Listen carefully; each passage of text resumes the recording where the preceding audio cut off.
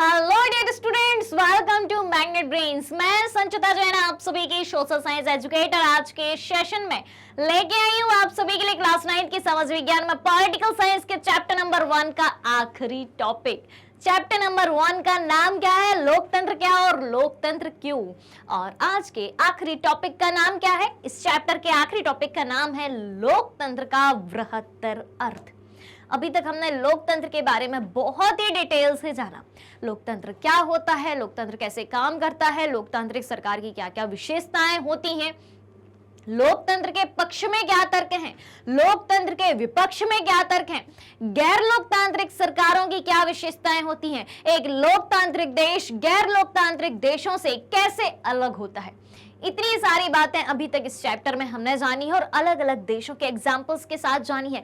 पाकिस्तान का उदाहरण, चीन का उदाहरण, चिली का उदाहरण, ऐसे कई सारे देशों के उदाहरण के माध्यम से हमने लोकतांत्रिक देशों को समझा है कि कैसे लोकतांत्रिक देश गैर लोकतांत्रिक देशों से अलग होते हैं। ऑलराइट, अब आज के सेशन में हम जानने वाले हैं कि लोकतंत्र का बृहत्तर अर्थ क्या होता है। तो शुरू करने से पहले आप सभी से रिक्वेस्ट की जल्दी से जल्दी और ज्यादा से ज्यादा आज के सेशन को आप सभी लाइक कर दें, शेयर कर दें और साथ ही साथ चैनल को सब्सक्राइब भी कर दें, क्योंकि मैग्नेट ब्रेन्स प्रोवाइड कराता है आपको क्लास 6 से लेकर क्लास 12 तक के सारे courses free of cost high quality education के साथ। जी हाँ, और सीबीएसई बोर्ड के साथ साथ हम कंप्लीट करवाते हैं MP board, UP board, Bihar board, Delhi board, Rajasthan board को, और उन सारे स्टेट बोर्ड के सिलेबस को कंप्लीट कराया जाता है जहां पर एनसीईआरटी का पैटर्न फॉलो होता है, क्योंकि हम पढ़ाते हैं आपको एनसीईआरटी से।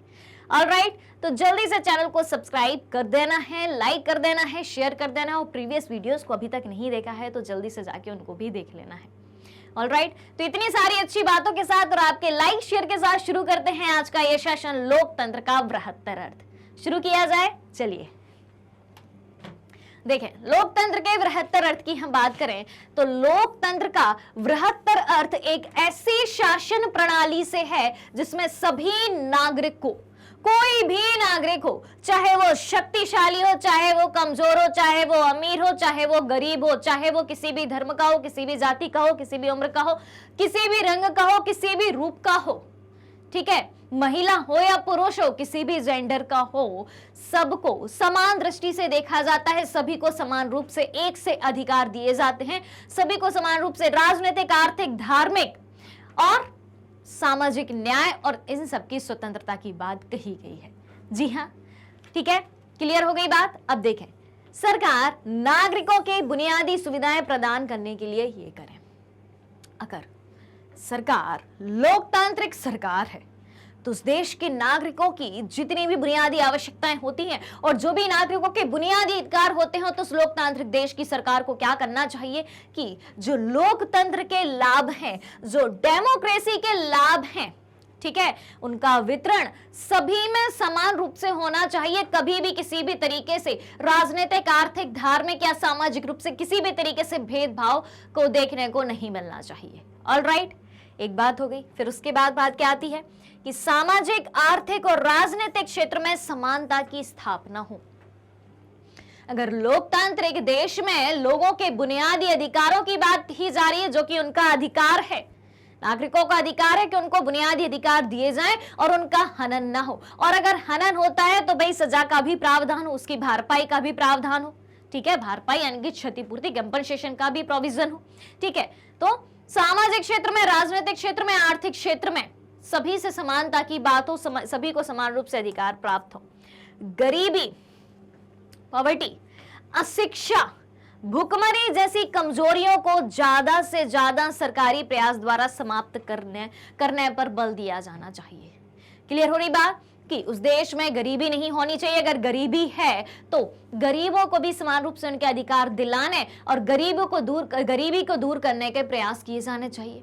अगर कुछ लोग अशिक्षित हैं, ठीक है, या शिक्षा का परसेंटेज ज्यादा है, तो उसको कम करने का प्रयास किया जाना चाहिए, यानी कि सभी व्यक्तियों को, उस देश के सभी नागरिकों को शिक्षा का संपूर्ण अधिकार होना चाहिए, ठीक है। और भारतीय संविधान में यह व्यवस्था करी भी गई है, ठीक है, कि सभी को समान रूप से निःशुल्क शिक्षा का भी प्रावधान किया गया है एक उम्र तक। फिर उसके बाद भूखमरी। अगर उस देश में भूखमरी व्याप्त है, कुछ लोग भूख से पीड़ित होकर मर रहे हैं, तो उसकी भी व्यवस्था होनी चाहिए, उसको दूर करने के प्रयास होने चाहिए।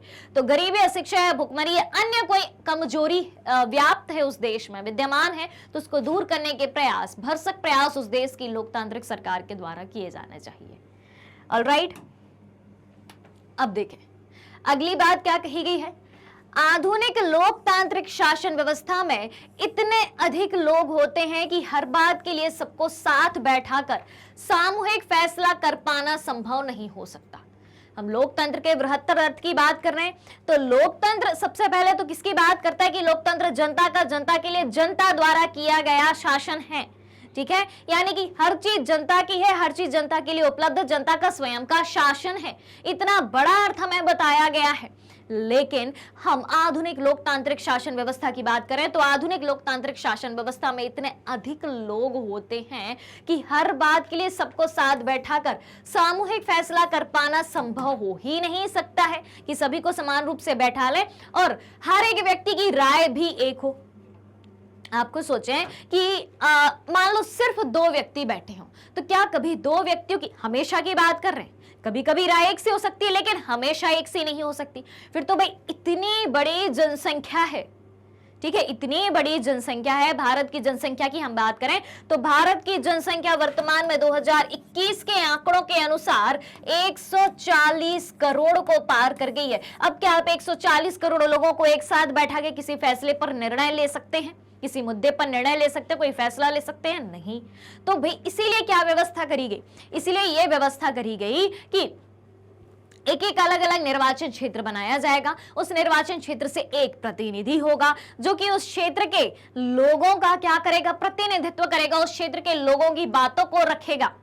फिर वो सब जाके कहां बैठते हैं, विधानसभा आपने सुना होगा, विधान परिषद आपने सुनी होगी, राज्यसभा सुना होगा, लोकसभा सुना होगा। तो वो सारे प्रतिनिधि किसका संचालन कर रहे हैं, अपने देश की जनता का संचालन कर रहे हैं। ठीक है, क्योंकि 140 करोड़ जनसंख्या को एक साथ बैठा के फैसले लेना संभव नहीं है, इसीलिए अलग अलग क्षेत्र से अलग अलग प्रतिनिधि निर्वाचित करे जाते हैं, चुने जाते हैं और वो देश की संसद में बैठकर देश के लिए नियम कानून बनाते हैं, फैसले लेते हैं। Alright, clear. और अगर ये संभव हो भी तब भी हर एक नागरिक के पास हर फैसले में भाग लेने का समय, इच्छा, योग्यता या कौशल नहीं होता। अगर हम बात करें कि यहाँ पे 140 करोड़ लोगों को एक साथ बैठा के हम निर्णय दिलवाएंगे, ठीक है, उनसे उनकी राय मांगेंगे, मंजूरी मांगेंगे, मान लो ये संभव हो जाता है, वैसे तो नहीं है, अगर मान लो हो भी जाए तो क्या हर एक नागरिक के पास, हर एक सिटीजन के पास वो क्वालिटी है, उस समय है उसके पास उस मुकाम तक पहुंचने का और उस पर निर्णय लेने का, उसके पास योग्यता है कि वो हर एक विषय पर विचार विमर्श कर पाए, उसकी इच्छा है क्या उस चीज में? ये तो अलग अलग हो सकता है। ठीक है, तो इसीलिए क्या व्यवस्था करी गई कि हर क्षेत्र से एक निर्वाचित प्रतिनिधि जाएगा और वो उस क्षेत्र की जनता का रिप्रेजेंटेशन करेगा, प्रतिनिधित्व करेगा और उसके अनुसार निर्णय लिए जाएंगे। ठीक है, तो ये बात क्यों कही गई? ये बात इसलिए कही गई कि लोकतंत्र क्या है, लोकतंत्र में सभी की समान रूप से भागीदारी होती है। अब 140 करोड़ लोगों को तो आप नेता नहीं बना सकते, ठीक है, लेकिन 140 करोड़ लोगों को रिप्रेजेंट करने के लिए एक क्षेत्र से एक नेता आप बना सकते हैं।